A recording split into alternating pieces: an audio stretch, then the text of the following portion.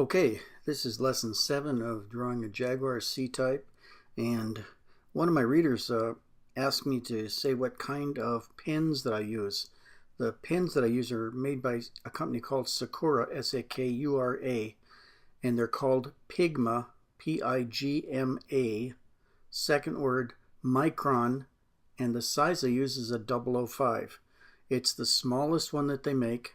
It's archival ink, so it'll last hundreds of years, and they are just terrific. Before I discovered them, I just had a heck of a time doing these drawings. But there was always cleaning of inks and inks that plugged up in the pen and all kinds of weird things like that, and they dried up, and it was just awful. But when I found these Micron 005s, they just transformed my drawings, made them so much better.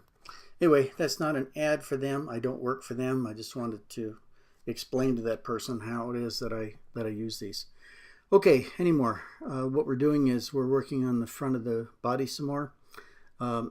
There is color virtually all over the whole front of the body. There's just a little tiny bit up on top that's in a highlight, and a few little spots around the lights and on the hood that are highlighted. So I'm going to leave those areas for right now, not get into them.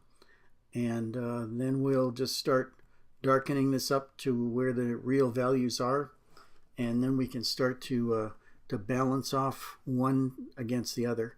Right in front of the number dot on the right hand side, between the number dot and the front wheel, you can't see them very well, but there are a whole bunch of louvers on the side, and those are to take air away, hot air from underneath the hood. So what I'm going to do is, those are just a series of lines it's going to look like in this drawing, but I'll put those in next so that I know where I'm going. After that'll be lesson 8. I'll do that.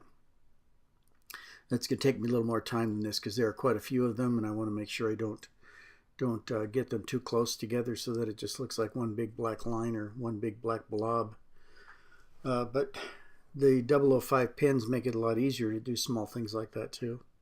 Again, I sound like an advertisement, but I'm not. That's just one of the things I use. If you want to know the other supplies that I use, I wrote a book, and it's on Kindle. It's called Insider Secrets to Drawing Cars, and it's by Richard Rucker, and that's my name. If you want to take a look at it, it's $2.99 to get access to it, and you can put it on all of your mobile devices or home computer or whatever else. But it goes through the whole thing of how I do these drawings and how I started and what materials I use. And if you're interested in following along and doing the drawings, it would probably be worthwhile to get it. Again, it's Insider Secrets to Drawing Cars, and it is available on Amazon Kindle. And that's my last plug for today. Anyway, here we are. We're still working down on the lower part. This is really dark. It is super dark, just like the shadow directly underneath the car is. So I'm going to really darken this up, and it's going to take probably until the end of the next lesson to really get to the value.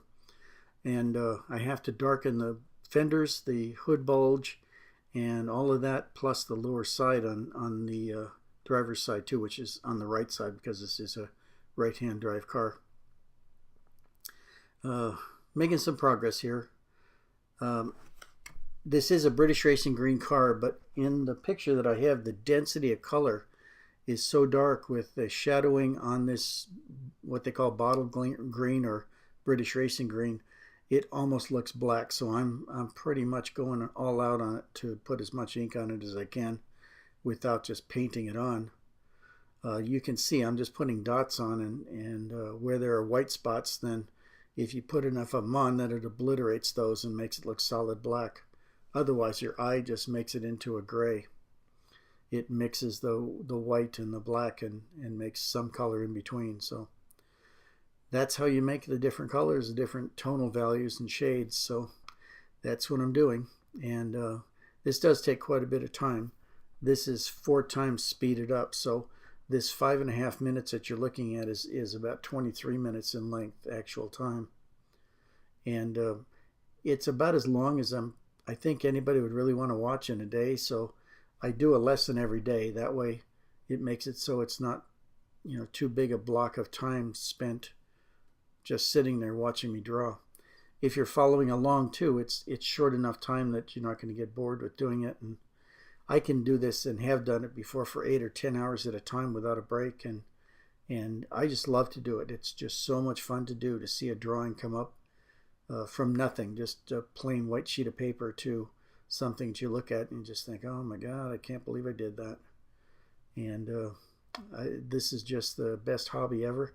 It's about the cheapest too.